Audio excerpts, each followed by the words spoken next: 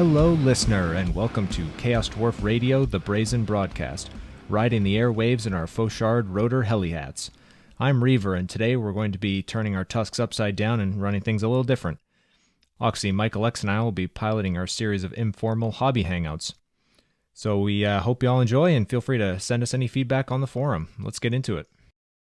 I mean, the podcast videos are more just, I don't know, really. They're good for the ones when we're talking about specific miniatures, definitely. Yeah. But apart from that, it's just something extra to have on the screen, really, isn't it? They're useful, but they're not the point. Yeah. It does interest me, though, how obviously we started it as like a podcast endeavour, and the YouTube was like an optional extra. And now, if you look at our analytics, everyone's watching us on YouTube, and no buggers want it listening. Well, I say no bugger. Hardly anyone's listening to the podcast. People are watching the YouTube an awful lot more than the podcast, which is really interesting. I mean, it's probably got to do with the fact that we do cover a lot of picture-heavy topics. You know, miniature reviews. So true, man. It's really hard to talk about those sorts of things without having some kind of visual reference. It just assumes the audience know exactly the model and have a perfect image in their mind's eye of what you're talking about, which doesn't really work, does it? No. That being said, you know, I carry on uploading them as podcasts as well, because I'm sure people are listening to them as podcasts. Are you thinking about doing this one as a podcast as well, Reaver? Or are you thinking of having this one just a video? I was thinking just a video. Yeah. I don't know. We could do both, but it's kind of, I don't know. I don't think it would add a whole lot. I mean, it is just good discussion, but we could always decide after. I mean, yeah. If you're listening to this on podcast, we said yes. You know, I was thinking about having this little cup of water or spit next to out of the camera picture, so I don't really start licking on stuff all the time. But it was like everybody does it, so if you take offense, screw you. Oh yeah, man! Like Brush Lickers Anonymous over here. Full disclosure, I'm going to be licking this brush for the next couple of hours. So if that's what you're into, you know, you found the right channel. I could probably rate all of Citadel colours based on taste by now. Yep. Some of them are really horrible. Yeah, some of the contrast ones really bad. Oh, damn it. Yeah. I think that's because of the thinners and stuff they put in it, or no, mate. I don't know. Just some of the contrast ones. I think it's snakebite leather contrast in particular. Turns my stomach. Is it still called that? Yeah, it's like contrast snakebite leather. So they've kind of resurrected an old paint's name in a new paint. Actually, pitch and stuff like that. Probably. Though it does look like snakebite leather in the end. Yeah, it does. It has a very similar effect. Like if you were to use old snakebite leather, give it a Agrax wash and a little bit of a highlight, it kind of looks like that. Yeah.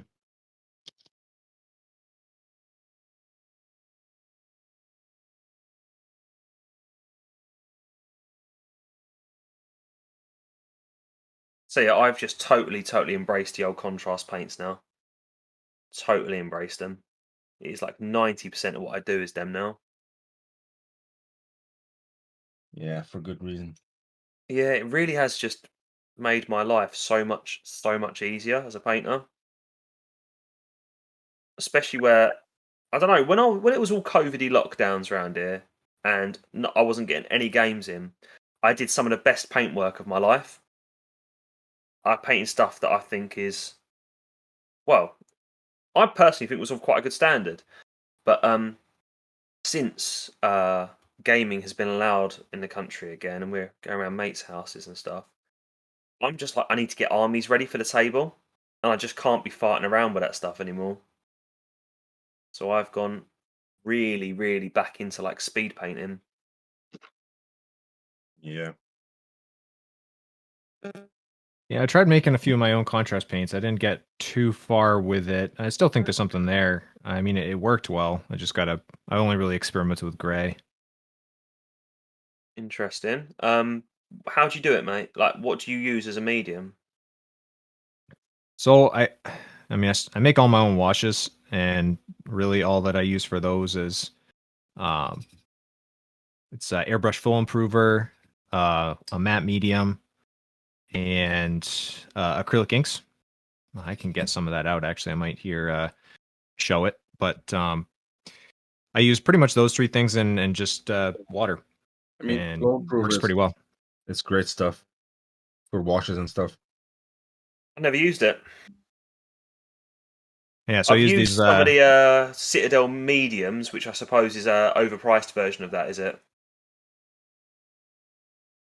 Yeah, I would think so. But yeah, pretty much I have Vallejo flow improver, which gives it the surfactant effect, so it doesn't have the surface tension of Okay. of regular acrylic paint, so that helps it get into the crevices. I've really been meaning to write this up for the zine. Yeah, I think that'll And make an then interesting thing, man. the let's see, Winsor and Newton matte medium, got 500 milliliters for, I don't know, $10. Oh, is that And, matte medium? You like it? I mean, I pretty much exclusively use it for making my washes, and it works great. Although started this conversation, I do use some of it for trying out contrast paints, which is really just like the wash recipe, but playing with ratios a lot more. Okay. Washes I find to be super easy to make if you just generally know what a wash consistency feels like when you drag it up the side of a pot. And I've not really had any issues with getting kind of the right wash properties, but contrast is a little bit trickier, I think. Yeah, I feel like the old contrast thing. I kind of accidentally created contrast a long time before contrast came out. When I had a couple of Citadel washes, a yellow one and a green one that I was using to do orc skin, and it was taking me like, I don't know, 2 or 3 coats to get it ready to do its thing. And then Citadel paint pots do what Citadel paint pots do, and they just decided to obviously crack open in the shed of their own accord and start drying themselves out. Um, and then when I came to use them, uh, they worked really, really well. They became like these magic sort of one coat wash sort of things that did orc skin perfectly. And then a year or so later, the Citadel contrast paints came out, and when I started using them, I was like, "Man, these are my half dried out washes from the shed. These are perfect. You can buy them now."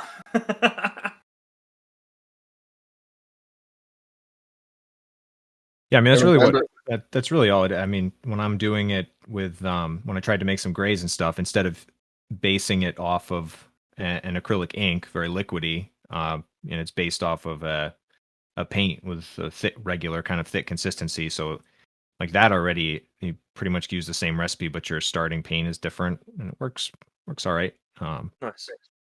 I have a couple of models that I actually did with them that I might work on in a bit because they need some more touch up or detail work. But yeah, I think it would be a struggle for me to tune good recipes for like yellows and stuff, but for like a nice like contrast gray or browns or something like that, I feel like I could do it pretty easily.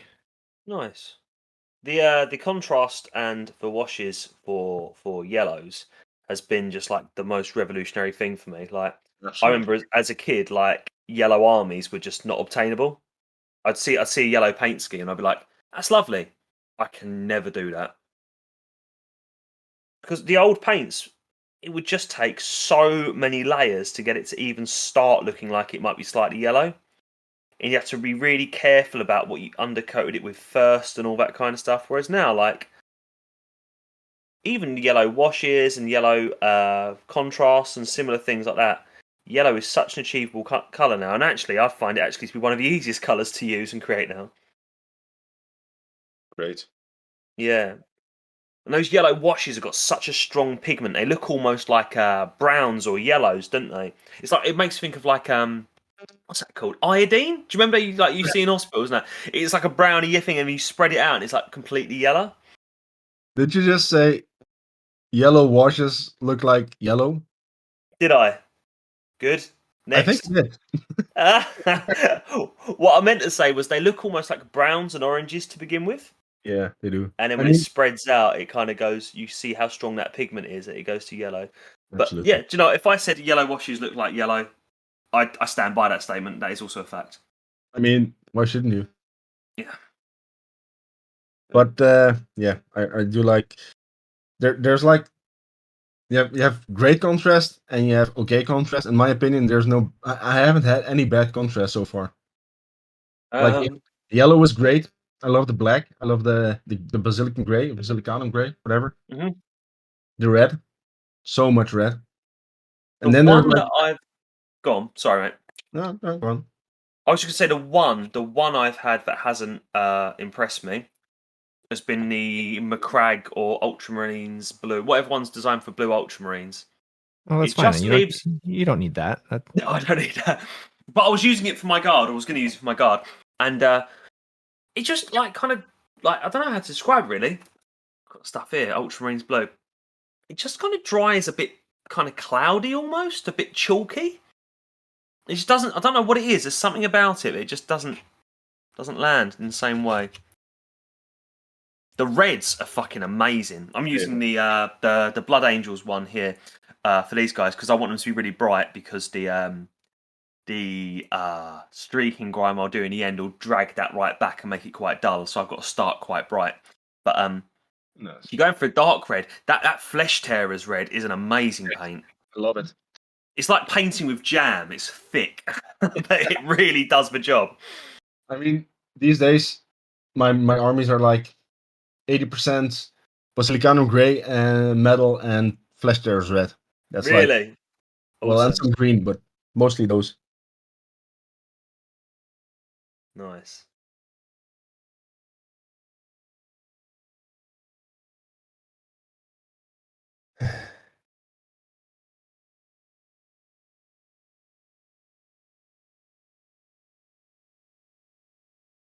Yeah, my paint range is about 80% war colors at this point, I think. Really? And I still have some good opaque Vallejo game color that I start a lot of miniatures off with, but I think at this point I'm hardly lacking any of the war colors. At least I don't have like, they have like 1 through 5 plus, a couple specialties for each in the base range. I don't have every number, but I have a selection of each. Yeah. I was really impressed by their one coat paints. I thought they were very, very good. I don't have those yet. Definitely I've been really impressed with them. The only colour in the one paints range that didn't wow me as much was the black. It's got a bit of a glossy sort of finish. And there is something about it that I find where I'm doing the whole speed painty streaking grime thing now. It must be something to do with its medium or whatever. That when I do the stripping stage using the what do you call it? The odorless thinner stuff. It's supposed to only lift the streaking grime and not lift acrylic paint, but it always lifts war colours, one coat black. But no other paint from their range for some reason. So yeah, it is a funny one. It must be something about the mix that they've got there that it just doesn't like. But generally, yeah, I've loved using those one coat paints. They've been really good.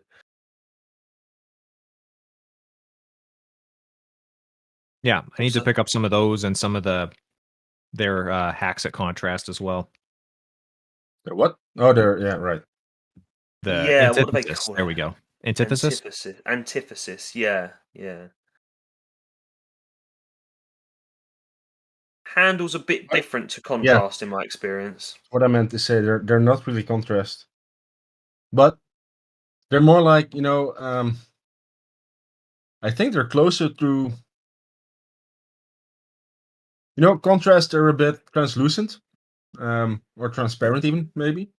Yeah. These are completely opaque, in the sense that the pigments are. So where contrast seems to be based off inks, I suppose, these are just based off paints. So they do cover, like for contrast, if you cover a layer of contrast with another layer of contrast, you get like this mixture of both colors. which doesn't happen with antithesis, whatever. Antithesis, and That I think we're saying it right. That's interesting because like I find the base war colors range to be generally translucent as a whole. So it's interesting. I don't know, maybe it was just like trying to do a different recipe or something, because I work with the war colors almost like you would contrast. I feel like, not that I have a lot of experience with contrast, but I do feel like the way I tend to work with a war colors paint is by just giving it that like, quick pass, keeping the colors beneath it showing through. So that's interesting. I would have thought that the antithesis paints would have leaned into that more. They do. So, You've seen army painters doing their own version now, aren't they? That's a new thing. they are? Army painters, they're calling them speed paints, and their army painters answer to contrast. Yeah. I've mixed experience of army painter products, to be honest. I've Same. bought some of their paints that have just been, I hate to say it, I hate to slag off a company that's obviously, doing great work for the hobby and putting products out there, and I'm not slagging them off, but I've definitely had some paints from them before that have just been as weak as piss. Just trying to get an actual coat out of it. It's like I've bought it because it's been, I don't know, half the price of a Citadel paint, but it's taken 2 or 3 times the coats to get the actual colour on, so it's not really been worth it. But to be fair, I haven't bought from them in a long time as well. Their products may have improved since. Well, when I got back into the hobby, I should say, I don't know, a few years ago, I couldn't find my old paint sets, probably because I threw them out because they were dried out, because, Games Workshop. But I was quite shocked because the starter sets that Games Workshop had were like €200 or something like that. Really Yeah. expensive. And then back then, the army painter, they had like this all colors in their range. I think it was like 70 paint pots or something, 70 colors, which was €70. So it was €1 per bottle. Wow. And I got that. And what I found is some of their paint is really good, and others is like water. I mean, it should be paint, but it's like really thin. And then when you get a second bottle, it's really thick, like the same paint. Okay, so like a lack of consistency Yeah. across the product. Yeah, exactly. I mean, they were rebranded by the time I got a new bottle, but still. I think the first might have just been a bad batch because they were really, really watery. Yeah, but I've had that as well before, so it does seem to happen occasionally. I don't know if it's like a product quality control issue or something. I don't know. But to be fair, I've also had that with Vallejo. Not a Have lot. you? Yeah. Yeah. Vallejo's not a brand I've really used, to be honest. Yeah. I think like 80% of my paint is the Army Painter, and then equal amounts of Games Workshop and Vallejo in between. I really am about 90% Citadel colour, to be honest. Got mostly Games Workshop paints. A couple of reasons for that. I've got a friend who's got me some Citadel paints very cheaply in the past, so I've managed to pick up quite a lot for very little. And secondly is a very good friend of mine runs my local Games Workshop, and I just bloody love an excuse to pop in and chat to him while my wife's shopping. So if I pick up a couple of paints while I'm there, it's less expensive than picking up a couple of boxes of miniatures, and it is just the perfect excuse to not have to shop and to see my buddy instead. I don't think your wife agrees with that, but Yeah, thankfully my wife doesn't watch Warhammer-based YouTube channels because she's got what's it called? A life. She's got one of those. oh, Huh. weirdo. She's not one of those creeps on the internet watching people paint. Hello, audience. You alright? Eddie, you listening? Eddie, yes.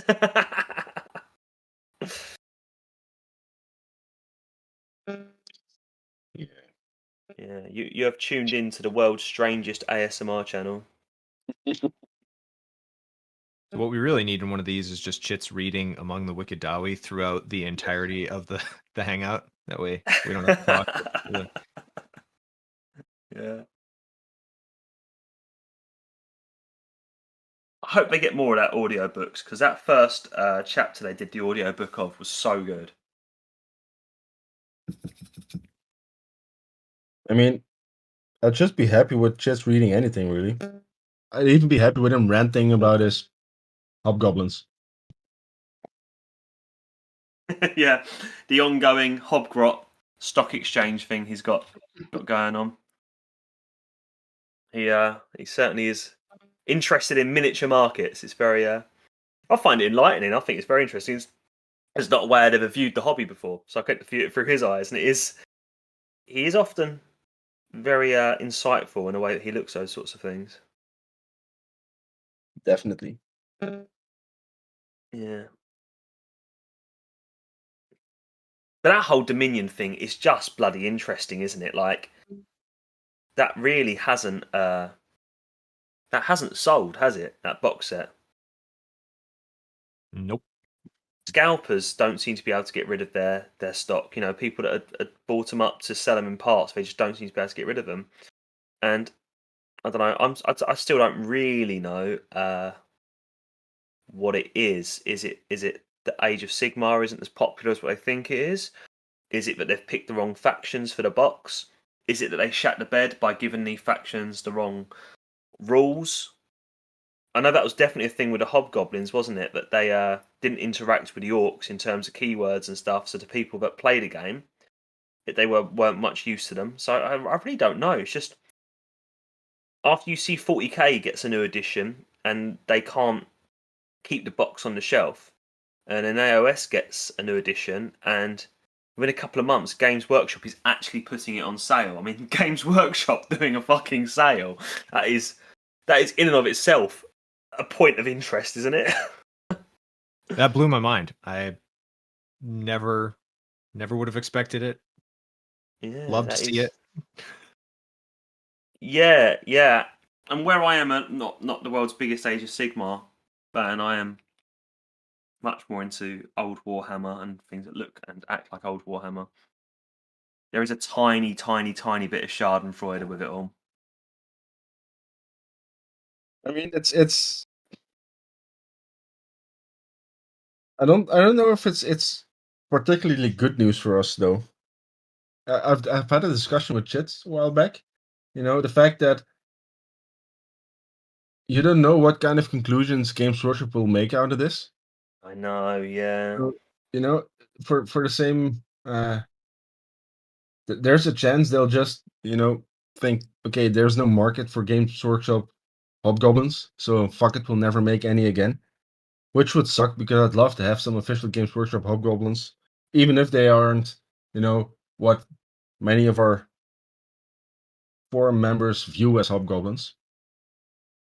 I'd still like to have seen something new.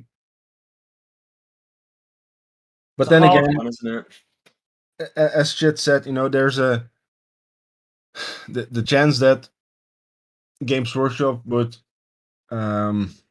somehow tie the Hobgoblins together with the Chaos Dwarfs if they ever, if they bring out Oathbreakers. That was a slim chance anyway, so who knows? I mean, I think we can hope that they haven't, or that like their release schedule is planned out enough in advance that at least some of what we'd be looking to see wouldn't be, on the chopping block at this point because of that. Okay. They're planned far out. One would think. They are. I think about 2 years normally a company like that, isn't it? Or at least a year and a half of product kind of is rolling out already. So yeah, hopefully. I mean, because it would be the wrong conclusion, I would argue, to draw that people didn't buy Dominion because they didn't like Hobgoblins. It would be that people didn't buy Dominion because either they're not playing the game as much as what you think, and the people who do want it bought it, and the people that didn't want it didn't buy it, and that you didn't really package the Hobgoblins as you should. They should have just law-splained them as, I don't know, Cruel Boys Hobgoblins for today. They work for the Cruel Boys now, and with this battalion, they gain their keyword or something. I don't play the game, but one of my friends who plays the game was talking to me about how the orcs all got access to poisoned weapons, and the hobgoblins didn't get access to the poisoned weapons. And that as well was just a bit like a what? the models literally have venom dripping off of their blades on the sculpts. Or do they? Maybe it's gore or something. Wasn't it painted green in the or was it painted red? Maybe it's gore. But I don't know. If you were going to give anything in that box set a poison dagger, it would be the Hobgoblin Sneaky Git, wouldn't it? Yeah. Quite liked the new orcs as well. I liked the faces on the shields. I liked their kind of like hunched little Tolkien looking thing they had going on. I thought they were very cool. But I do think that an issue as well with those orcs is that it was a hard sell for existing orc players because they didn't fit with any of their other stuff. They'd be great if you were starting a whole new orc army that looks like that. But if you're running around with the previous orcs that kind of look like, I don't know, big green orangutans, really, didn't they? And then you have those kind of skulking, sneaky blokes hanging around them. They don't really all look like the same army. So I think that might be a factor as well.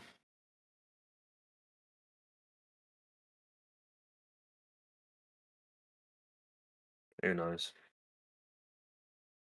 I guess time will tell. Yeah, it will really. As in, there's just, I mean, I feel like every podcast we talk about the same bloody thing, but there are just so many question marks over the direction, the new army, the new game, etc., etc. I mean, it's still an exciting time for us. Oh, massively, yeah.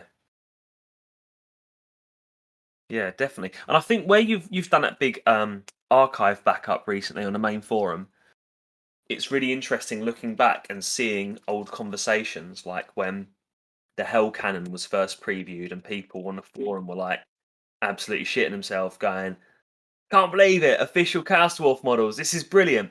And then later on when Legion of Asgore were coming out, people like doing the whole rumours, there's Chaos Dwarfs coming soon and all that. Like, it's really cool seeing that, and it's cool to think that we're possibly on the cusp of another sort of round of that. What, getting excited for new models and then getting maybe something? Maybe something. I mean, maybe something is good for us. Maybe something is better than nothing. That's true. That's true. Yeah. The whole archive section really enriches the search functionality. I've noticed. Just, you know, I've only had done a couple of searches since that's all been completely ported over. But now I'm like, oh, now I'm just kind of cruising, looking for something, and just having like, oh, I don't know, like 5 out of the top 10 results or something I would not have, expected based on normal use of the forum. But now there's just such a wealth of other posts to look at. The funny part is, while setting it up, I decided to, within Discord, you can give certain categories a search weight, so to say. And I put it lower than the rest. The idea being, if you search something, you'd rather probably want something from the forum as it is, and not from the archive. So I hoped they would be on top, but for some reason, either the mass of the old archive just is so huge that it outshadows the new forum, or I don't know, but you just get so many hits from the archive. Yeah, it's probably just a case of quantity, right? Yeah, it's got to be. So much stuff. I mean, how many years worth of stuff? 14 years or something? Something like that. Yeah, I mean, I was looking at the user stats, top post reads and top post of topics read and stuff like that. Yeah. And the system user, who I've been using a lot for this, he's like had, I think, about 200 something thousand posts read, which is probably everything because it tracks stuff. And then my account had like 19,000 topics read. I was like, I noticed that on your account. Yeah, I can't remember why I was looking. I was doing something for badges or doing some kind of updating admin stuff, and your one came up like Like the amount that you'd read on there was just unreal, and the read time that it had taken you was like mathematically impossible. Yeah, I was like, wow, I was really active on this forum, and then I was like, oh no, wait, that's not possible. So it's just because I was using the API in my username to read all the stuff, you know. Yeah, funny. Michael's just been out there boosting his stats. That's what it is. Yeah, Absolutely. got to get that top spot, most read. Oh.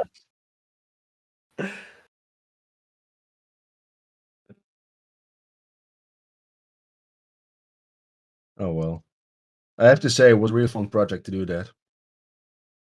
Oh mate, so much value for our community as well. So good. You know, when I remember back when we first switched over to the new software and stuff, and you know, Admiral talking about it as a long-term project of manually moving stuff over, and I just kind of said, "Oh yeah, cool." And didn't really. I don't think I ever really appreciated how Herculean a task like that would have been by hand, and actually, realistically, it never would have happened. When we now know what we know, it never would have happened. It would have been a valiant attempt, and maybe the very best, like the best army showcases and stuff like that, could definitely have been ported over. But to port over the actual forum would never have happened like that. That's something that you needed software to step in, and obviously someone like yourself who knows software to step in and do the heavy lifting, mate. I think you joined the admin team, and within about a week, I think you'd done more than I'd done in about 6 months. Well, you know, a lot of the stuff I did was stuff that annoyed me. You know, stuff, or I shouldn't say annoyed, but stuff that was on my radar for a long time. Yeah. So when I finally got the power, I was like, "Oh, fuck it, I'll just do it myself." Yeah, So, I think I was a little bit like that with the admin thing. I think when I first got... Oh shit, dropping a model there. That model is older than I am. I should not be chucking it around.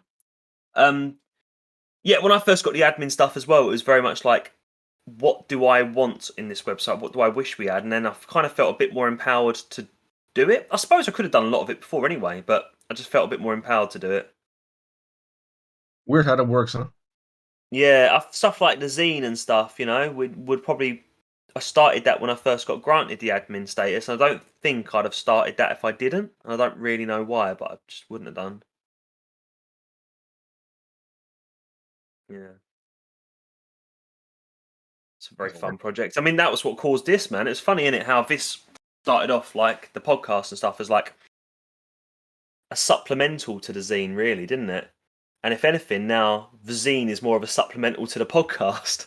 Yeah, definitely. It's funny, isn't it? But that's also because the zine, you know, it requires a lot more effort. Doesn't it just? That last issue, Michael, just... I don't know. I'd still be working on it now, mate. If it weren't for you stepping in and doing half the editing, and Reaver, if it weren't for you going through and spell checking the 101 different ways I spell Warlords of Erewhon, it just wouldn't have been released. I mean, it's, you know, I think most of us on the forum are of the same mind when I say we all enjoy this stuff. So in my case, I really enjoy participating in creating the content. Yeah. And doing something back for others, you know. Yeah, So, that's a big part of it, isn't it? The community's so cool, and the community, I felt like, gave me so much that it was nice to be able to do something for the community.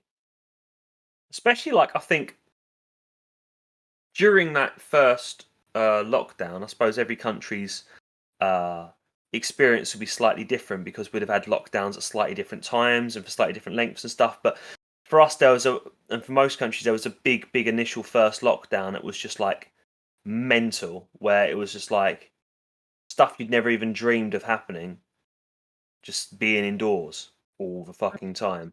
And I found in the first lockdown as well, my industry, education, just hadn't got its act together at all. So there was like literally nothing for me to do. Subsequent lockdowns, they found ways of getting me to teach online and all that kind of stuff, which was great for the kids and that. But it was great, he added, for the kids.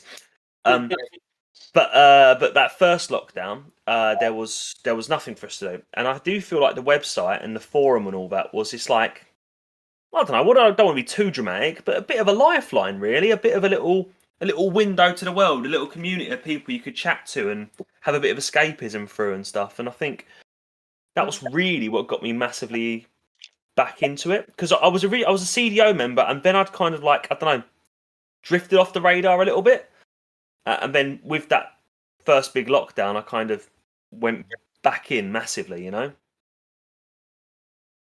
Absolutely. Yeah, I feel pretty much the same. Before, I want to say I mean, I would interact with the contests and things like that, and really happy to participate in all of those. But I'd take stuff to my own blog, and I've been doing that since the old forum. But definitely, I don't know if it's just the additional time or just needing to, like, I don't know, yeah, like you said, interact a little bit more. Definitely felt like was able to use the forum more as that kind of a tool, and then we added the Discord, and that really just kind of made that even more of a factor, more of an everyday thing, as opposed to like I finished painting a model, I'll throw it up on my blog, and then 2 days later check it and see if anybody liked that it had an eye patch, like, I don't know. Yeah. Yeah, I think a lot of people would have that experience. I mean, Zod's literally got a blog called Lockdown Chaos Dwarfs, even though he hasn't been in lockdown for months. It's still called Lockdown Chaos Dwarfs, and I reckon it forever will be, because that is what that army was. That's how it was spawned, you know? Absolutely. Hands down, I think I promote it every time on the fucking microphone. Hands down, one of my favourite blogs on the website, that. It is a real nice blog. It is. And just like, I don't know, Zod's just, we talk about it a lot, don't we? Just a colour palette that is truly born of chaos, but just works.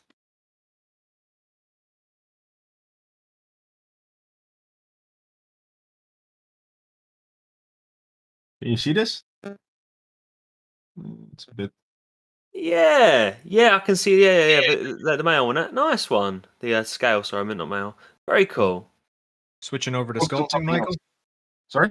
Switching over to sculpting. Yeah. No, I've been sculpting all the time. Oh shit! I haven't been paying attention.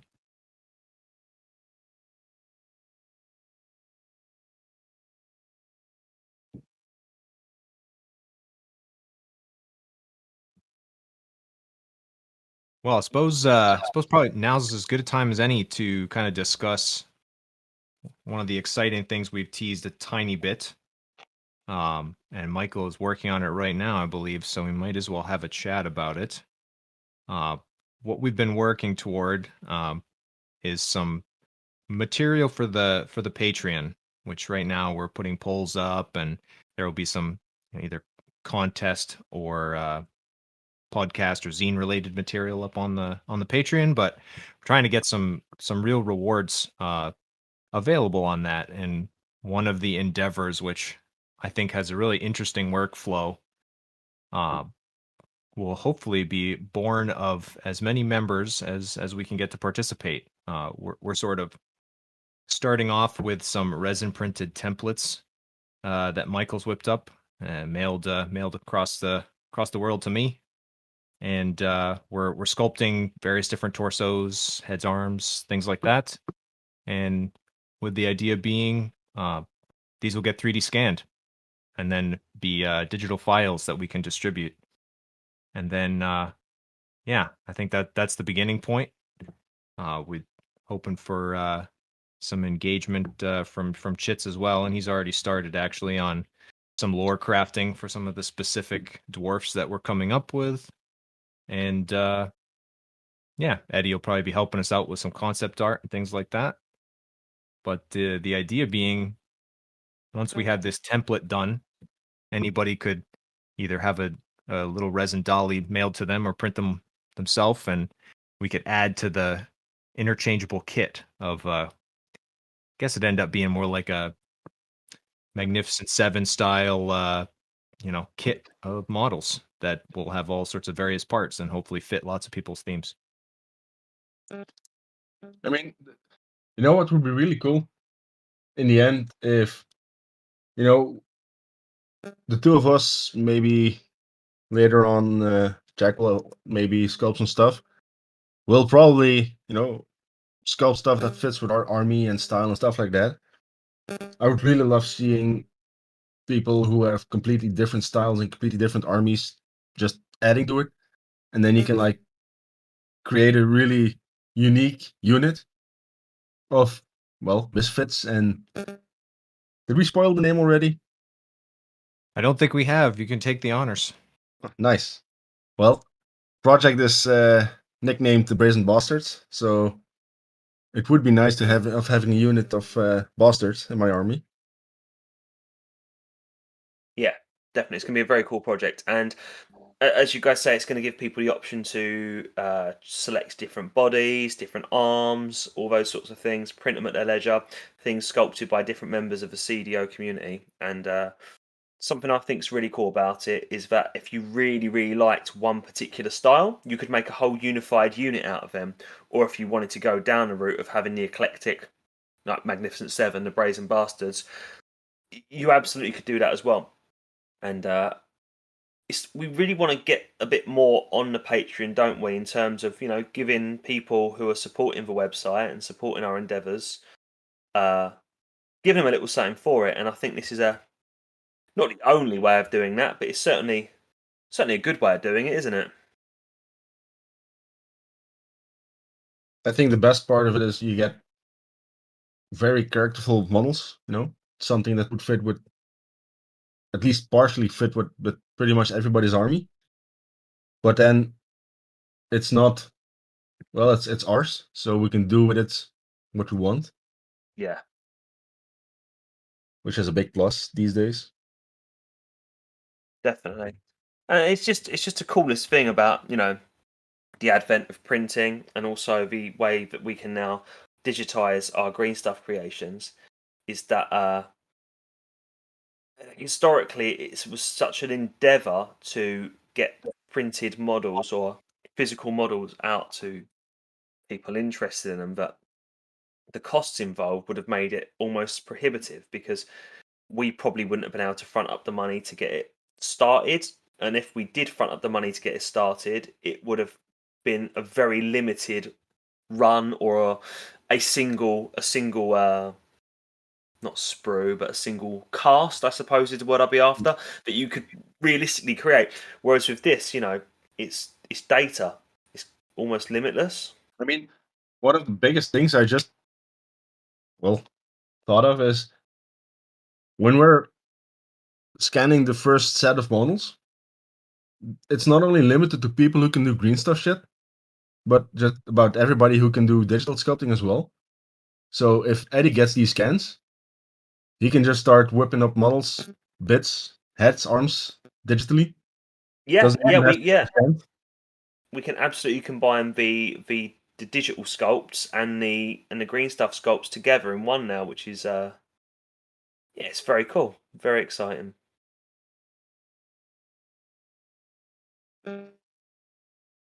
And I've been already sent a couple of previews by you boys about some of the torsos and some of the heads and arms and bits you guys have already shown me, and I've already thought, yep, I don't just want to have an eclectic unit, I actually want a unit of that guy, and I think that'd be quite cool as well. Absolutely. Yeah, in a minute here, I'll go grab some of mine that I've got over on a different bench here, and show them up on my camera, which hopefully will be able to capture it to a little bit enough to wet the palette.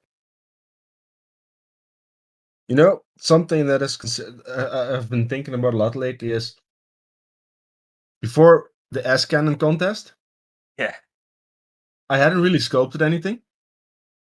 I did some wood beams for palanquin for a rat model, and then some never finished, very basic Nerglish demon, which was, as everything I do, way too big.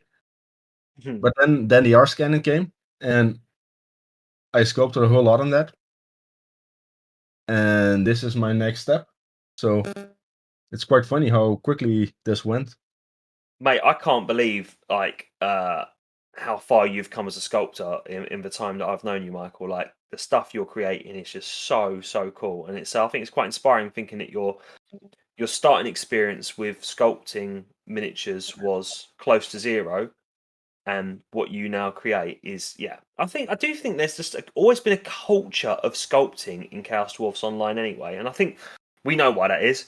It's because if you wait for official releases and you're a Chaos Dwarf fan, it's an exercise in patience. I'm sure there's some kind of like Buddhist meditation associated with waiting for an official Chaos Dwarf release. So I do think that just over the years, our user base has become sculptors out of necessity more than anything. But once you're involved in this community, it just happens. Yeah, and you feel empowered to try it out as well. Yeah. Like I think my first or second ever golden hat or artisans competition, I sculpted a whole model from scratch, and I'd literally never sculpted a model before. Like I just went for it because I don't know. There was enough tutorials and a website, and there was enough of a culture of it as well. I think there is just a DIY culture on that website where we do just sculpt, and even if we get brand new models out of the box we love, of course we're going to sculpt from new faces and new beards and new details because, got to make them ours, didn't we? Yeah, I think this this kind of initiative started when we were considering the sculpting emissary exchange, and that was kind of that was the first idea, right? Of taking some crazy creation and sending it around the world and having everybody add something to it. That was what it was going to be, wasn't it? Yeah. That was the first thing, and we just started kind of going it's off. A good idea. I think we definitely need to do it. Ideally, when the painting emissary makes its way around, I think. But yeah, I mean, I'd love to start that one whenever. It seems like that would be a lot of fun as well. Which I guess the end goal of that would be to send it in and get scanned, so anybody could print that as well. Yeah, I think this specific thing started out of finding a way to work together on one model, or at least one set of models. Then we start this route because of that, because it wouldn't be easy to send out one model. I think that. You're right. Fairly sure.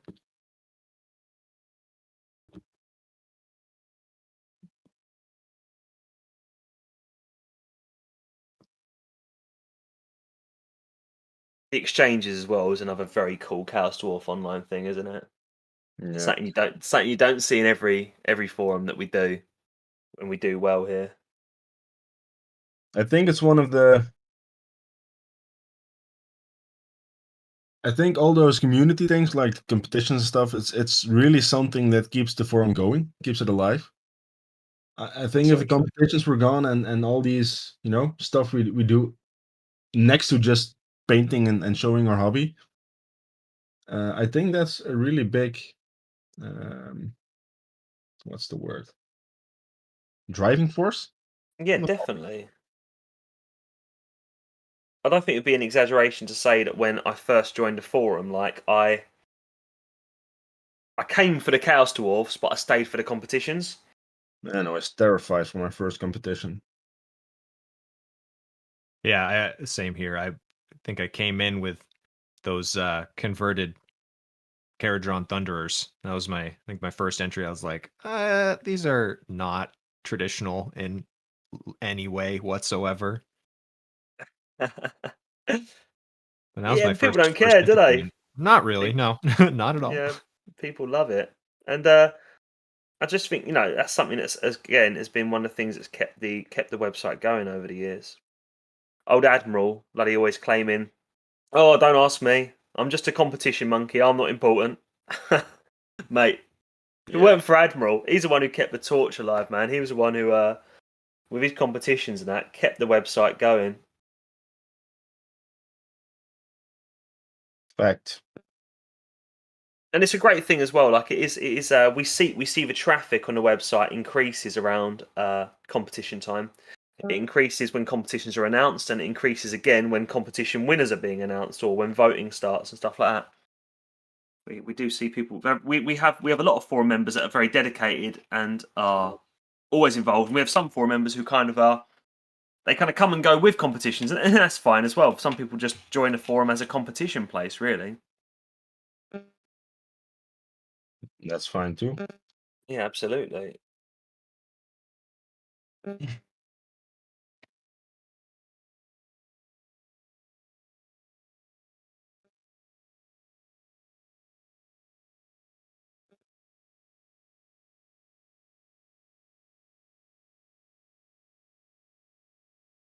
What are you painting, Reaver? This is the Skull Kraken, one of multiple tentacle themed demon engines now in my force. Skull Kraken, that is utterly inspired, mate. Yep. It was it's been lingering for so long. So it's good to have some dedicated time just to sit down and force myself to do it. Yeah, it's born of the thing that I probably bring up every time we're on a podcast, but Forge World messed up my wheels in my order, and so I ended up with 2 Iron Demons, full complete kits, and just one one of them had Dreadquake wheels instead of actual wheels. So I basically made 2 Iron Demons out of it using the Servo Haulers kit, and then this is the leftovers, which is the main chassis of the Iron Demon, except the whole like boiler aspect of it has been removed, and it's actually just like one of those stupid gumball machine toys with the little casings that come with some piece of trash in it, and then some clock bits that I turned into really goofy looking Kraken face, and then it's Mauler Fiend tentacles, which I think lots of people have turned into Chaos Dwarf stuff, and a bunch of like Kill a Can saw blades and whatnot. Nice. How many? 1, 9? Definitely 9, I think. um, yeah, some of them might be Def Dread, but yeah, I just bought a whole bunch of bits. So pretty much for the price of those bits, got a whole, non-existent Skull Kraken. Since by the time I started, that was no longer available. So Very cool. Very cool. And I think that's you're highlighting a little bit there. That's something that Chaos Dwarf players are able to just like lean so heavily into 40k bits. It's amazing. Like so many Chaos Space Marine releases and so many like Necromunda scenery releases and stuff. We're just like, yeah, that'll work in fantasy. I'll have that. yeah, I mean, I abuse it for sure. I mean, got to be this, done. My destroyer, which is probably the next big project that needs to be tackled after this thingy. Yeah. That's made from kind of the Space Marine Lord Discordant and the Venom Crawler, those couple of spidery looking things, which I'm turning into more crab looking things. Nice. I used a lot of those bits in the ass cannon too. So between that and the Servo Haulers kit, it's pretty much I don't know, like 50% of my bit salvage. I'm kind of running out of actual Legion of Asgore bits at this point that aren't dedicated to some project. I still don't have a real Dreadquake proxy, although I do have the bits from it, plus or minus everything that I dremeled to hell for the ass cannon. So that's going to be something completely different by nature of me not being able to put that kit together the way it's intended. Yeah. Who puts kits together the way they're intended? That's not what a hobby's about. I distinctly remember that as a kid, looking at the back of the box and just being like, "So that's how I'm not going to do it." I don't know what I'm going to do, but it's not going to be that. I mean, when I first started Warhammer, conversion was like one of the highest achievable goals in the hobby. Yeah. I mean, just childhood memories. I think it's one of the highest forms of the hobby. I mean, it's so cool that you can create, I don't know, your dudes, make it your army. It's half the joy of this hobby. You know, you play a video game or whatever, and you might have an option of lots of different skins and items and stuff to give your character or to give your forces or whatever. But it's not quite the same as getting out a hobby knife or a pair of pliers and actually like physically making your own character, making your own army, making your own models, and sitting back and knowing that like there may be armies that are similar to yours, but no army on planet Earth is exactly the same as yours. I mean, hell, even if you only just paint a model, that's still true, isn't it? There is not a single model in the world that is exactly the same as yours. That's your little dude. Fucking love that shit.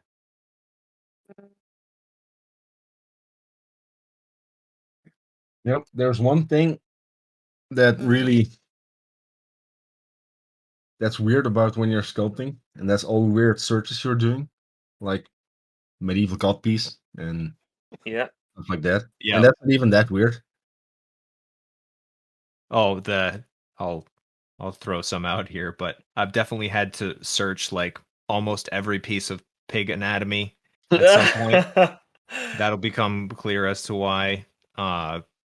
Just all manner of walrus imagery, all that's been searched.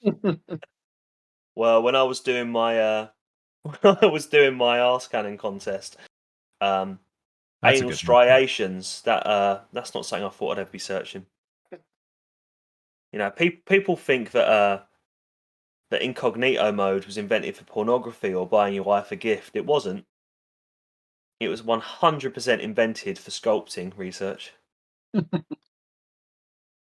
I don't know if I've ever experienced as much pain though as when I have that like full slate of incognito tabs open that I'm doing a sculpting project, and then like some crash happens or my computer restarts, and I'm like, that's lost. I might as well just throw this in the trash now. Like I can't possibly overcome this hurdle anymore. Like I just lost all my research.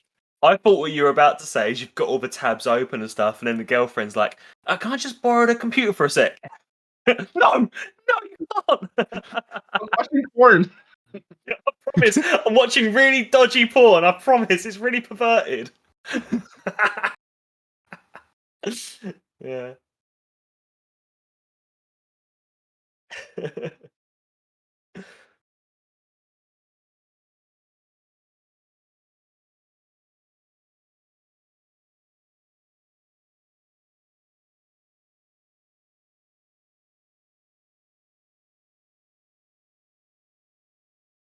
Tell you what, these old 1980s Chaos Dwarf bazooka teams, just a fucking joy to paint. They are so nice.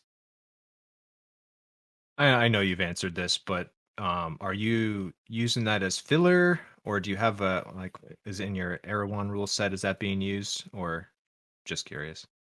So, a couple of different answers to that, really. All of the above. Nice. So in Warlords of Erewhon, obviously, there's no official Chaos Dwarf list, but they have the points calculator, and my mate Luke wrote basically every army book imaginable for that. So there is a Chaos Dwarf list in there. And what he's done with bazooka teams is he's treated it in the same way that Warhammer Armies Project did, where it's an upgrade to a unit of gunners. So you can get 2 gunners to get rid of their blunderbusses, and one gets a bazooka, and one doesn't get to fire because he's helping his mate load the bazooka. And if the bazooka team dies at any point, the bazooka can get passed to somebody else in the unit. So they're going to hang about to nearly the end, and it just adds a bit more range and threat to your bazooka teams. But I think I can also see them being used in games when I haven't paid for the bazooka upgrade, but they just look cool in the unit of handgunners. And I think, you know, a bloke loading a rocket launcher and a guy firing a rocket launcher, I think that's enough to equal one gun anyway. Do you know what I mean? Like that's fine in my book. And the people who I play against are very chill when it comes to proxying and counts as and all that kind of stuff. As long as it's painted, that's all we really care about. So yeah, they'll probably sometimes be unit fillers, and a lot of the time be their own little bazooka teams within units. That's awesome. Yeah, I love all of the old weapon team units, and I definitely so I've recreated a mortar team, and that's just living as unit filler in my kind of emissary unit of Xander's Dwarfs. Yeah, but I think I have enough for that I can build like a swivel gun team and a couple of other things as well, and definitely. I mean, I'm very happy using them as unit filler. Works great, but yeah, I might try and do some rule set perusing or pillaging a few different ones. if/when I do play, people I play with wouldn't really care. So Yeah. Yeah, my swivel gun has been doing a stint as a Death Shrieker lately, and no one's really cared because it's the only rocket that I've really. Well, I've got the arse cannon painted up, but he's massive, so he's more going to be a hell cannon or something like that. So the swivel gun's been a Death Shrieker lately. Nice. Yeah, that's one of the few. I think that'll be the only Asgore artillery piece that I don't have a proxy for yet. I have coarsely some bits in a bag that haven't been at all visualized, but that's the only one that I'm kind of working toward, I guess. Everything else is pretty planned, I guess. Yeah. But the cool thing about our army as well is that you can just go nuts with the artillery because there are so many different artillery pieces. If you use Asgore or if you use Warhammer Armies projects, it doesn't really matter. There are so many choices for artillery pieces. You can very easily create 4, 5, 6 different cannons and give them different rules. Have a reason for having those. Yep.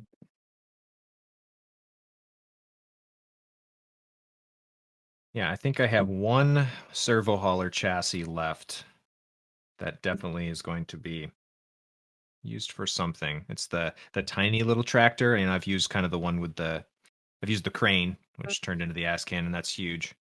Yeah. I used the kind of the medium-sized one as an Iron Demon, the one with the kind of cow catcher on the front. But I haven't used the kind of mini little tractor one, so that might be sized tractor, better. though. Sorry, what was that? That's a cool tractor, though. Oh, I Very know. usable. Oh, that whole servo hauler kit is just screams out for like industrial Chaos Dwarf weaponry. It's perfect. I mean, I use it what it's intended for, kill team terrain, but it's really cool terrain. And I'd love if it wasn't, well, it's not that expensive, but it's kind of expensive if you don't know what to do with it yet. Yeah, it's not something you just buy on the off chance, is it? It's still cheaper than miniatures because it's still priced like terrain. Not that terrain is mega cheap from that company, but the terrain is probably you get more plastic for your money when you buy terrain than if you buy a box of models, don't you? So Absolutely. the fact it's priced more like terrain does make it a bit more affordable. Even though I think most people that buy it turn it into vehicles, from what I've seen anyway. You're right. Really hitting the bingo book of things we bring up in every conversation here. Yeah, we are showing what very, very dull individuals we truly are. So should we talk about base sizes and base shapes next? Yeah, what base sizes are they going to use in the old world? Are they going to keep it to 20mm or are they going to go to 25? Shut up, Jack.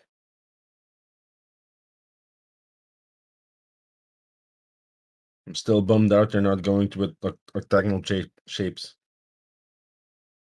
Yeah, I think I was going for a non-Euclidean shape, but I've given up talking about that. Yeah. I mean, or heart shapes, being inclusive and all.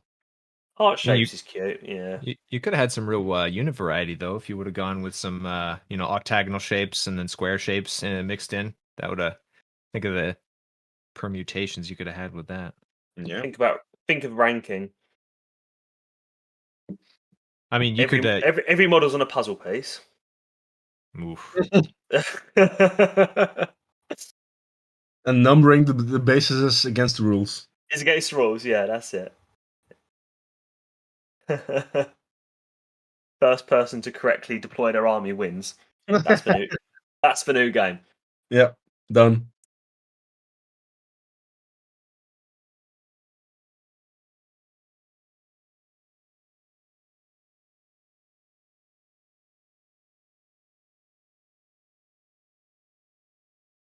So, Michael, what have you been doing? Well, sculpting a cod piece. Yeah. Today, my coworker asked, "So, got any plans for the weekend?" And I almost said, "Yeah, I'm going to be sculpting cod pieces." And I refrained from telling him. I mean, I did tell him we were having the hobby hangout or podcast, I think, before. And then we got into a whole discussion about printing stuff, and yeah, my coworkers are nerds as well. Thank God. Yeah, I think the printing stuff interests everyone, man. Like, well, I say everyone, obviously not everyone, but interests people who aren't into miniature wargaming still. Yeah. You know, like I got friends and family who couldn't give less of monkeys about miniature wargaming, but you start talking to them about this new technology. Well, it's not even that newer technology, but you know, it's still relatively new technology of 3D printing, and people's eyes do light up, and they are just generally interested in it. It is just a cool concept, isn't it? It's like a next generation, isn't it? When they used to have the old replicators, Yeah. tea, Earl Grey, hot. We ain't far off it. No. I mean, Jean-Luc Picard will be sitting there for 6 hours, and his tea won't be hot, but we're getting close. I don't think his tea will be drinkable even. No, that's it. Do not drink the resin. Yeah, especially not if it's off. That would be bad. Oh yes, make sure that resin is in date and been refrigerated. No sand whatsoever.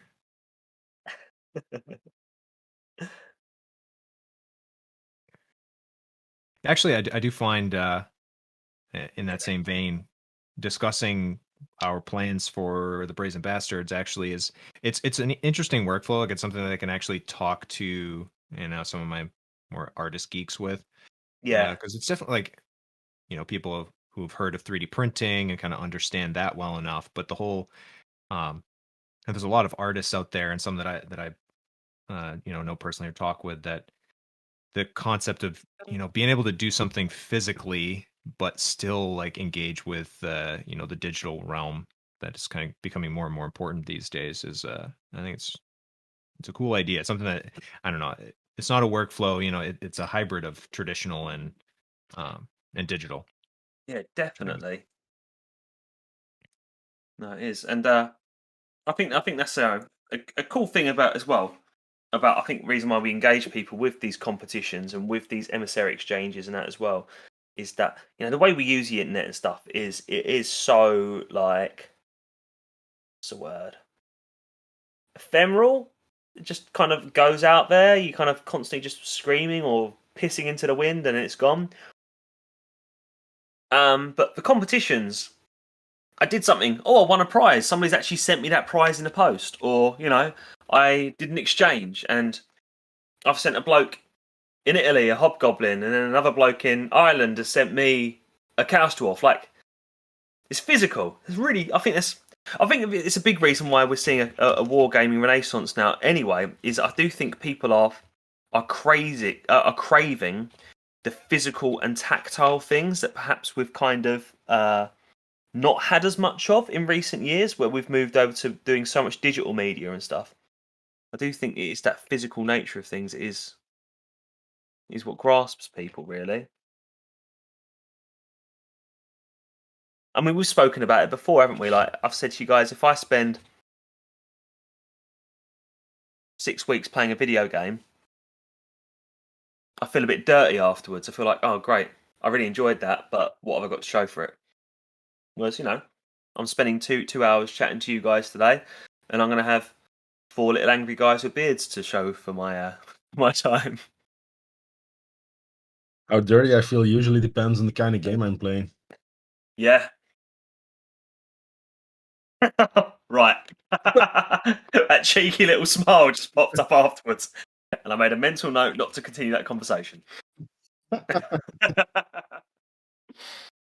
I think that's probably the best part for me about having Bloodborne, the board game, because it's obviously a video game that I play quite a bit, but I feel like I can get motivated with a very little bit of playing the game, and then have a lot of board game miniatures to engage with, and Yeah. it keeps me from just kind of sitting in the video game, which I do still play, but I've really enjoyed all of the board game campaigns. The miniatures have been fun to paint. They're very different. Most of them are fairly quick, so it's just been a different thing. And I don't do a whole lot of converting there, so it's mostly just painting. But I kind of take my creativity in the basing enough. I'm gonna say you do a lot of converting with the basing, mate. The basing's been really cool. Yeah, it come like the bosses are all pretty the pretty focused endeavors. The kind of quantity 4 mob miniatures have been very, lots of effort into 1 or 2. The other 2 get diminishing effort from there on. Yeah. But that gives them some variety at least. But I try and put something unique on at least one of the 4. And then, yeah. I've gotten very quick at doing cobbles with green stuff, so. And I think as well, you saying you don't do heavy conversions on the like mobs of regular things in a board game and stuff. I think that's pretty wise anyway. 1, because there's so many, you drive yourself mad doing it for them all. But 2, also the nature of a board game is you need to be able to read what that piece is instantly. It's not like it's less expressive than wargaming. It's like you need to know what that dude is and what his stats are. It's you're going to be inviting mates to play this, I imagine, who aren't necessarily war gamers either, but they might be board gamers instead. So yep, definitely. You've got to be careful, that sort of thing. Whereas the boss, you can go crazy on because there's one of those. Well, not one of those, but it's a unique model. Right. Yeah, no, definitely. I'm my next batch of probably like 50 or 60 that I just finished basing. Like half of them are dogs. Or variations of dogs. So, yeah, they need to be identifiable as what they are and not kind of, if I converted them too much, they might all kind of blend in too much. This one's a count as. This one's actually unit filler. Right. I am now onto the streaking grime stage, and I think I've earned myself a beer. I'll be back in a sec. Right up. I'm going to leave you alone, Michael. I'm going to go grab some of the sculpts that I've been working. Sure. I'll carry on.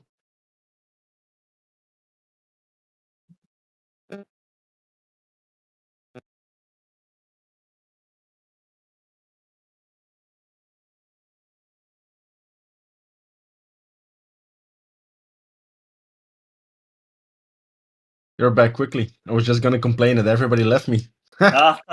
Mate, this is the gaming room. The beer fridge is never far. Mate,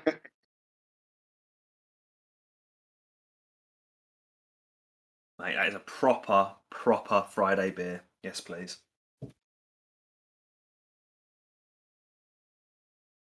Yeah.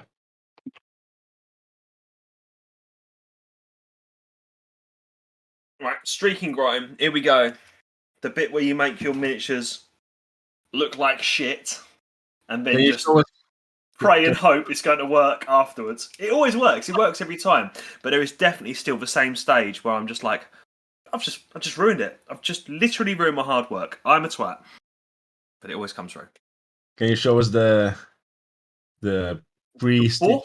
Yeah, the before. Mm-hmm. So they're going to look very bright and cartoony. These guys have almost got a McDonald's sort of theme going on at the moment. So lighting's pretty poor there. Give me a sec. There we go. We have little dude. Nice. With rocket here.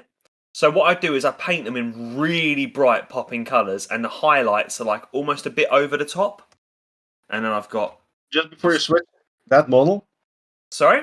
That the previous guy with the fist ramrod. Yeah. Go for it. And then I've got the bazooka dude, who's yellow because my last bazooka dude was red. Nice. And then I've got the kind of cyberpunky, steampunky, dwarfy dude here. Nice. He's nice. So they're about to get grimed up, and then after the grime, that's the bit that takes a little while. So I'll probably not be doing a ton of hobby, but then I'll probably do what I normally do, which is stick them near or on a radiator so that they can dry a bit quicker, and then I might enjoy a second beer. Then who knows? How long does it take to dry? Actually, it takes a while. Actually, if you just leave it in room temperature, it takes hours. But I have found that by sticking it on a radiator, you can get it dry pretty quick. I've never done it like I'm doing it today, though, where I've kind of been like trying to create something all at once like this. So don't know. Be interesting to find out. I've done something with my phone now. Can't seem to hold the camera still. The very high-tech setup I use with a pair of pliers is letting me down. Don't mind me. I'm just doing some really crude model rotations of some of the bastard stuff I've been working on. The probably more identifiable one here will be this Jin Summoner based on one of Eddie's pieces of art. So I took another hack at that since I did put one in a contest not too long ago. But this one is a more direct inspiration off of that. And Chitz has already written a nice blurb about this guy. Here's his head. I'm working on some alternate heads now. But yeah, other than that, my only other one that's nearing completion is the Porcodillo sculpt, which will have a couple different heads. But the main one is just the little pig dude. Right, of all your sculpts so far, the Porcodillo is the one that I am like. They've all been great, but he's the one I'm totally enamored with. He is the one who, when I said I can see myself running a unit of something, that was the one. And I was thinking, I was looking in the Warhammer Armies Project Chaos Dwarf list, and it had the whole entry for Acolytes of Hashut, and I just thought, the Acolytes of the Pig God or something. I don't know. I just thought a unit of those guys literally trotting around would just be outstanding. I mean, it's a really cool sculpt. Your Jin is really technically impressive, really is. But the pig guy is just, it's hilarious. It's been more fun to work on. It was so I think it was good for me to do the first one based off of a piece of art that was sitting in front of me. Yeah. But I had a lot of fun working the second one, and it came together so much faster as well. Also, a pig face with fur on it's just so much easier to sculpt than a dwarf face. But yeah, that I fully enjoyed that one. Yeah, what you got any themes you're working on, Michael? To be fair, no, actually. I just did some sketches based on armor I liked. This. And I've been roughly working on it. So we have this guy. It's hard to see. It's like the overlapping armor plates guy. And then there's this guy, but he's not looking anything to what the sculpt is. He has the overlapping leg armor. And then there's, well, this guy, I'm kind of winging it. He's just going to get some plate mail. Nice. But I haven't really thought of arms or heads or stuff like that yet much. So I'll see where it takes me. I mean, the actual face sculpting was definitely really challenging for me, not having really tried that before. But I find like helmeted heads to be a whole lot of fun. I showed you guys one that I stumbled upon earlier today that I won't share because it's tied to some other things that I shouldn't share. But yeah, I found that just kind of helmets seem to just kind of come pretty easily in terms of you just kind of work with odd shapes. Helmets are pretty, similar to armor or whatever. Faces are organic stuff. That's harder. Mm-hmm. Also, proportions are important. Yep. Interesting. Faces are probably the only thing I've had extensive experience at sculpting. It's actually the armors and the kind of like nice smooth and flat surfaces and stuff that I'm finding the most daunting about doing it. That and things like hands. I've never really sculpted a pair of hands I was happy with. It's gonna be a learning experience. It's gonna be a real learning experience doing the brazen thing, and I will definitely contribute to it at some point. It's just, you know what I'm like. I'm always drowning in 101 unfinished projects. I'm sure it'll get added to them at some point. Yeah, it is a quite time sink. Yeah, but I'll definitely contribute something to it. I will blame Eddie for the gross quantity of open hands in one single sculpt because that single-handedly delayed that one from being done in a reasonable time. I Bad pun. Right. Here we go. This is my weapon of choice now, gentlemen. Cotton buds. This is when the streak and grime starts getting removed.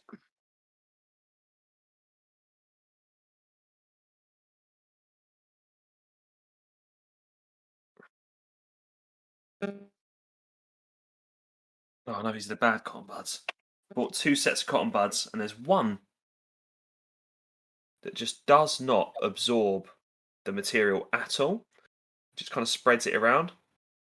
And the other brand of cotton buds I bought works brilliantly. And it's the strangest thing to look at these two. Products. They look identical. Sorry, cotton buds. Q-tips, Reaver. You know what I'm talking about, don't you? Yeah, I know what you're talking about. Yeah, cool. As I was just saying, I was just realising that's the British English for Q-tips. It's one of the few things you actually want to suck when you buy it. What do you mean? Well, if they don't suck, they don't work, though.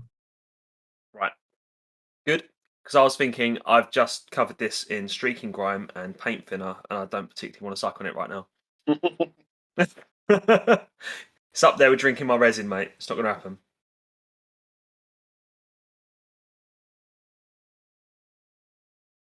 It's a shame. You know, who knows what you might see once.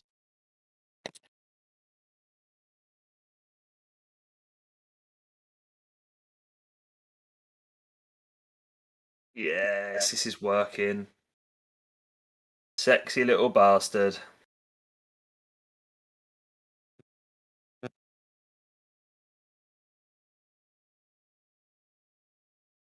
You get to know this material as well, like even though they come out looking glossy as hell because the nature of them being covered in paint thinner, you know, you can, after you've done this enough times, you see what they're going to look like afterwards. You just know, and these are going to work quite well. Honestly, in terms of results I get out of this method I'm using for this army, in terms of the results that I get on a graph, like compared to the effort I put in, it's the most productive I've ever been in that respect. You know, this is by far not my best painted army ever. My best painted army ever is probably those Age of Sigmar Chaos Dwarfs, the big hats, where I spent all that time and energy doing their bases and really went to town on them, and I did that standard bearer from Admiral's Shop that I spent ages on and all that kind of stuff. That's probably like the height of what I've achieved as a painter. But in terms of like zero effort and actually something to show for it, I cannot argue about this method. How many models did you do with streaking grime? Ballpark? What's that, sorry? How many models did you do with the streaking grime? What, the other day when I was getting ready for that game? No, in total. Oh, in total? Well, if you count my Hobgoblin army as well, it must be in excess of 200 now. I mean, if you paint 200 models with some stuff, I expect you learn how the stuff works. Yeah, you do. Yeah, you learn pretty quickly. It's your first bottle still? What's that, mate? It's still your first bottle? No, I'm on my second bottle now. It goes quite far, though. When you consider, you know, about 200 miniatures in and I'm on bottle number 2. Yeah. Not bad, is it? That's... Yeah, you get through the thinner quite quickly as well. The thinner comes in a bigger bottle, but you use it quicker. Yeah. Because every time you dip the cotton bud in there, it soaks up a lot.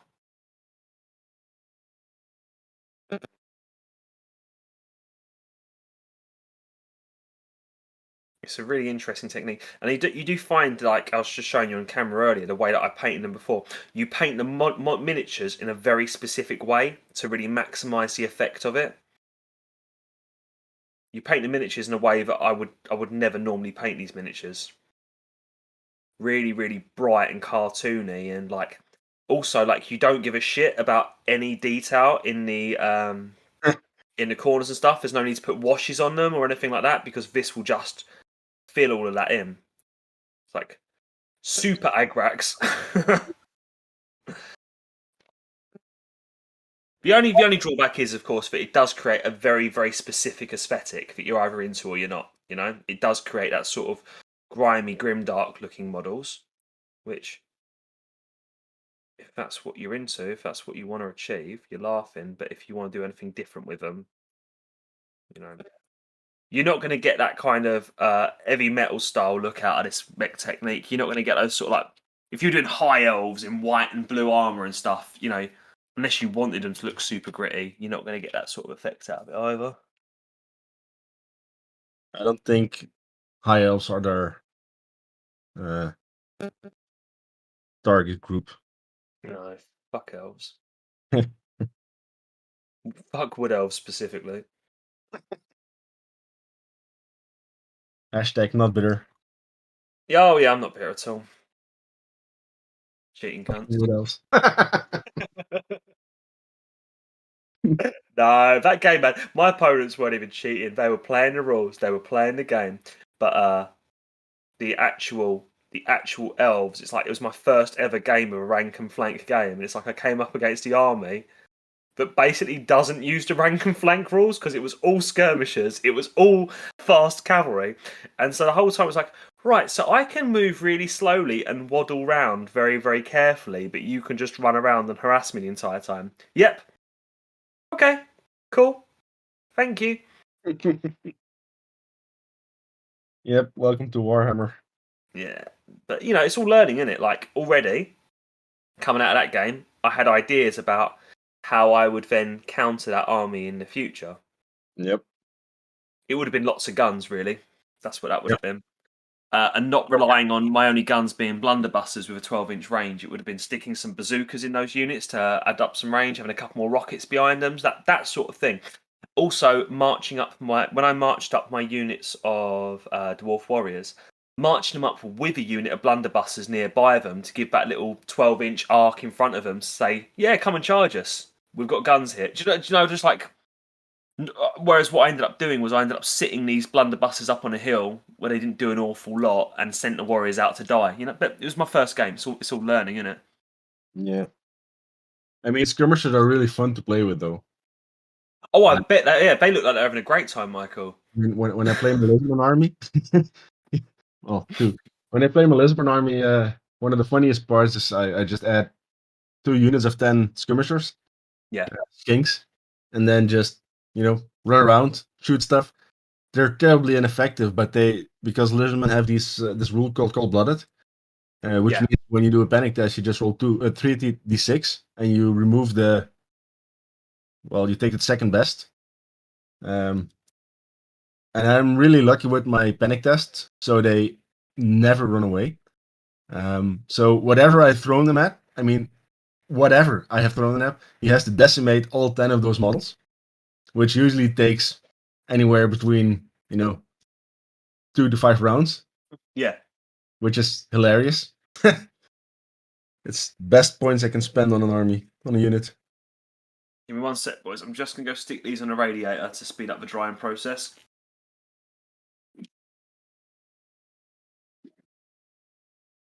Reaver, when you're sculpting, where do you put your model on? I have these pill bottles that I use a lot.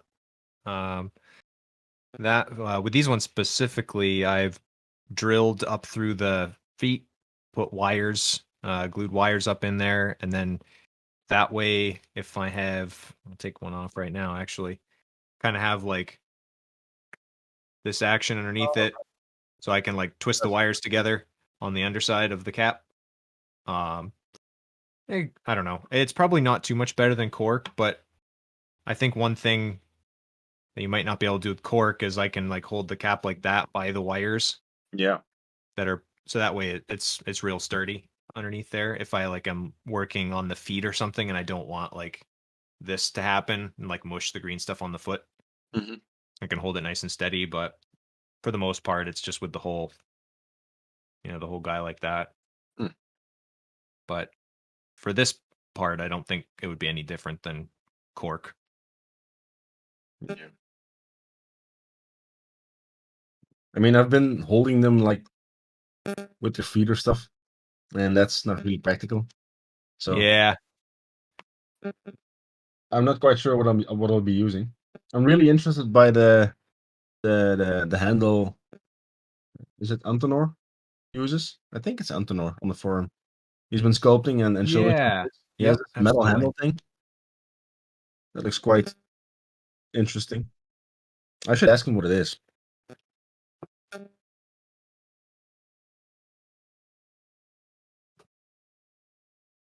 Yeah, he's the one we would be awesome to get some of his work into his kind of Napoleonic style work into the bastards. That'd be really interesting. Yeah. Is that Antenna? Yeah.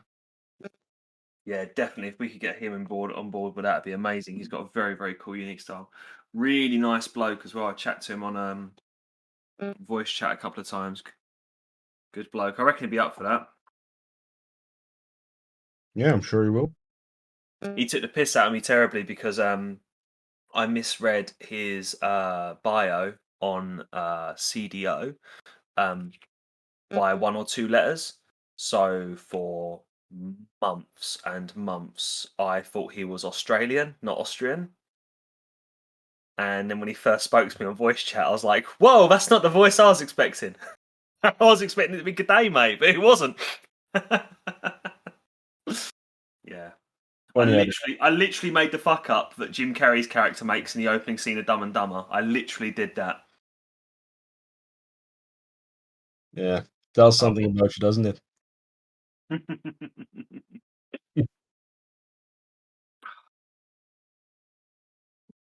Oh, I hope they dry soon. I want to try and smash these out in one night. Feel good. If I really want to dry something quickly, I'll just put them on either, as you say, the radiator, but even quicker as a head dryer, blow dryer. Yeah. The blow dry. I was just thinking that, but I thought my choices are doing it here, which is going to make a really nice sound for the listeners at home. Yeah. Or going into the house now where my wife, who's not particularly well today, has gone to bed early and the baby's asleep, and just whacking on the hairdryer. I don't think that's going to make me particularly popular either. It's for my army, I promise. Yeah.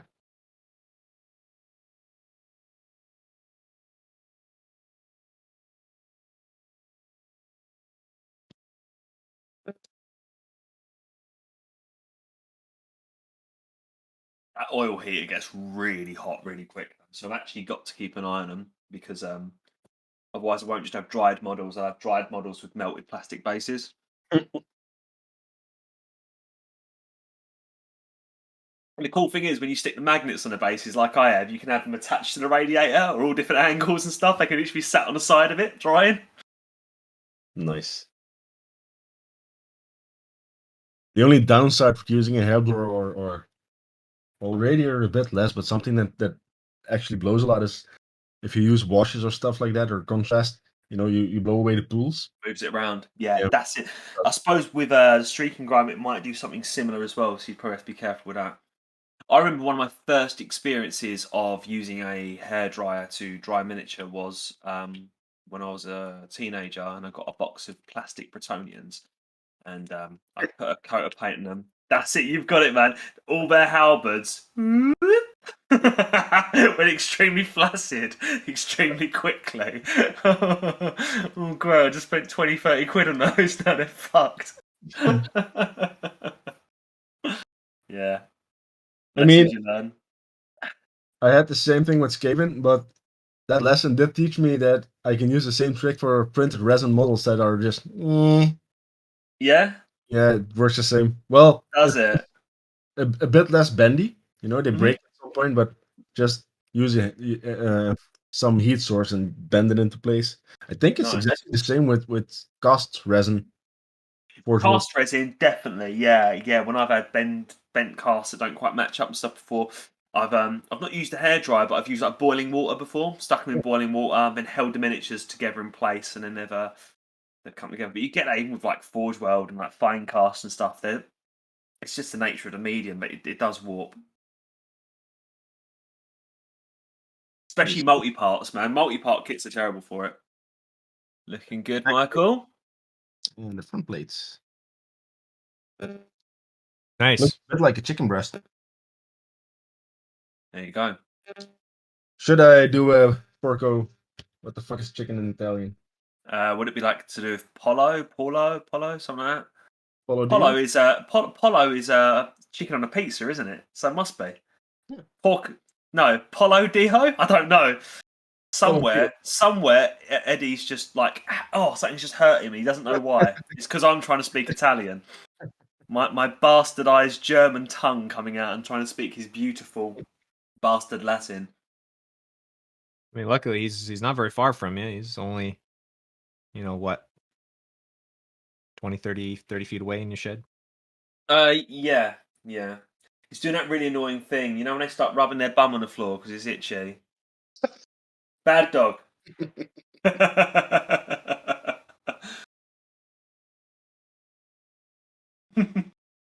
That whole fucking joke. It come from squatting, didn't it? When I said he was going to be squatting in my shed and he didn't know the British slang squatting as in to like live somewhere you shouldn't be living. He just thought you meant squatting as in sitting down to do a poo. And that just stuck. Now everyone in the forum's like, Eddie takes shits in your shed. Like that's canon. That's law now. So funny. Wow. I have to do a shitting dwarf in the shed for Santa. Oh my god, yeah.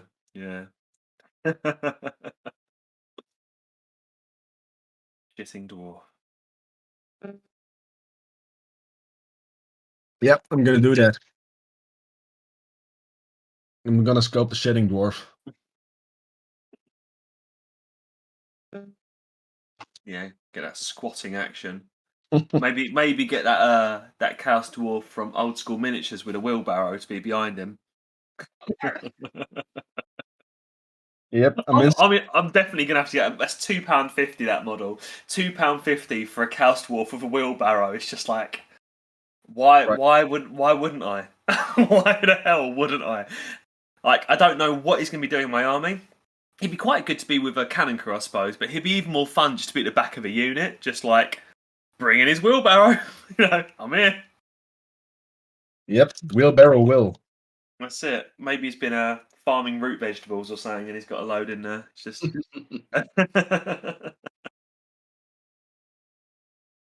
All right, I'm going to check on them.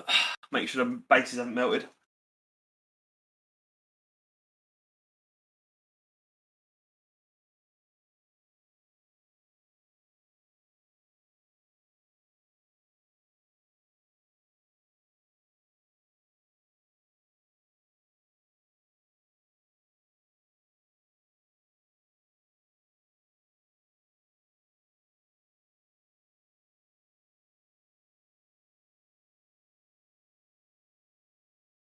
That worked better than expected.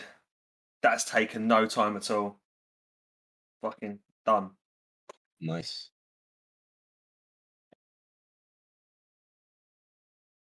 There he is. Ooh, that's pretty cool. Yeah, just adds an extra. Just turns that dodgy, brightly coloured paint job into something that actually looks like you might have spent time and energy on it when you definitely haven't. Yeah. Yeah, it's still a bit wet round his feet, but what I tend to do as well is I do tend to hit them up with an extra little highlight here and there anyway, just to make it pop a little bit more. It just does the bulk of it for you. Oh, that's lovely. I'll be on to basing next.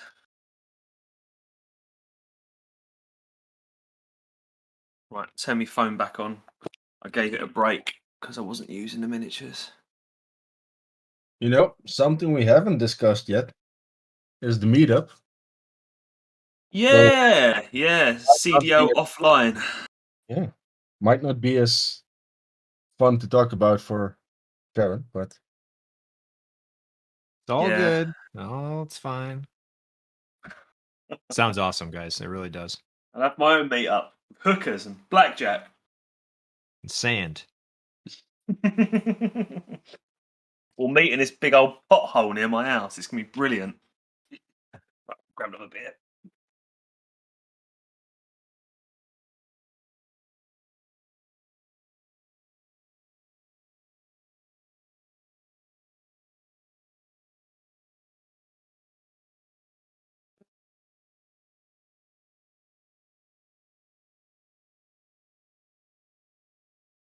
But yeah, the old meetup's certainly taken on a life of its own. I haven't been keeping up with the thread on the discourse for obvious reasons. Naturally, yeah. Anything else? Anything else come about? I know you guys were looking at places. Yeah, Michael's found some places looking more like gonna be more likely to be in the Netherlands now. Yeah. Which it's not far from me at all. Like the Netherlands is one of those places where, as a Briton, you're like, oh, it's another country, but you realise there's literally places in England that are probably further away to me than the Netherlands. Like it's really bloody close. So it's definitely achievable. And thing I'm most excited about is the fact that talk from the British CDO users has now gone from planes to trains. Yeah. And I'm really up for that. I think that'll be a really nice way of travelling down. Break out a couple of board games, Be good. I mean, if we're bringing Blood Bowl teams anyway, sod it. Let's have a game of Blood Bowl on the train. We'll take up a little booth anyway. Absolutely. Something else, little card games and stuff. But that'd be really good. So we've hopefully got Chits and Vince and Grask all coming down via train. At the moment, that's what it's looking like anyway. It's a bit of pre-Chaos Dwarf offline, Chaos Dwarf offline. Yeah, that's it. Chaos Dwarf train line? Yeah, why not? Sure. So that's looking quite good. And before that happens, before we do the actual journey down, Chitzkoi and Vince and myself are looking at actually getting some in real life games of Warhammer or similar games actually played as well. Oh, nice. Yeah, meeting up in London. There's a little place called the Bad Moon Cafe, which is basically like a little wargaming cafe where they have, serve drinks and light snacks and stuff and have wargaming tables and that available to hire. So yeah, should be pretty good. And I think it'd be nice, getting to meet some of these guys and stuff before going away, just to Yeah. kind of like break the ice and stuff, be good. But the actual event itself, I can't wait. I think it's gonna be mental. It's gonna be absolutely brilliant. It's like people who we talk to on a near daily basis, but don't actually get to hang out with and stuff. And this has got to be. I mean, I think in the end there's probably going to be about 12 of us, but that is probably still the largest amount of Chaos Dwarf enthusiasts in a room in history. And I do count Forge World when I say that. I think there's probably not as many Chaos Dwarf enthusiasts there when that was happening. Yeah, it's looking like we're at this point between 6 and 9 people, 8 and 9. Yeah, 8 and 9. Nice. So that's not too bad. Mate, to be fair as well, you don't want it too big because we're trying to organise a gaming weekend which is going to be a laugh. We're not trying to organise a bloody convention. Do you know what I mean? We're not trying to organise something that would actually have to manage. We want to kick back and have a bit of barbecue and hang out with people and have a laugh and play some games ourselves. Do you know what I mean? Yeah. Wouldn't it be a lot of fun if it was like a massive event? Exactly. No, I'm just really impressed that like people have taken the leap and actually signed up to it. Yeah. It's nice. When Jasco suggested it, I was like sort of hoping for maybe 2 or 3 Eastern or Middle European. What's his name? From Germany and the Netherlands, this area. I wasn't really expecting the British to come over. No one ever expects the Brits to come over, mate. Fact. I thought that was the Spanish. That's the Spanish Inquisition, yeah. No, we will do what we do on holiday in Europe, everywhere, mate. We'll turn up and we'll drink too much and we'll make tits of ourselves, and then everyone will be happy when we're gone. It's what the Britons do abroad. True. Well, that's what turn up and embarrass ourselves. that's what Brits do. Period. It's what Brits do. Period. Yeah. No, we love you. It's what Eddie was saying to me. He was saying, "You Britons, you can't handle your drink. You have a few drinks and you're all a mess." And I said, "No. We drink a lot and then we're a mess." It's not that we have low tolerance of alcohol.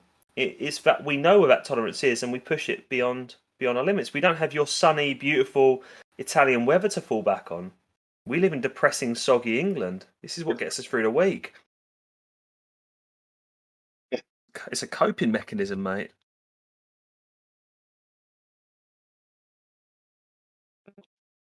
And my phone just said it has run out of storage.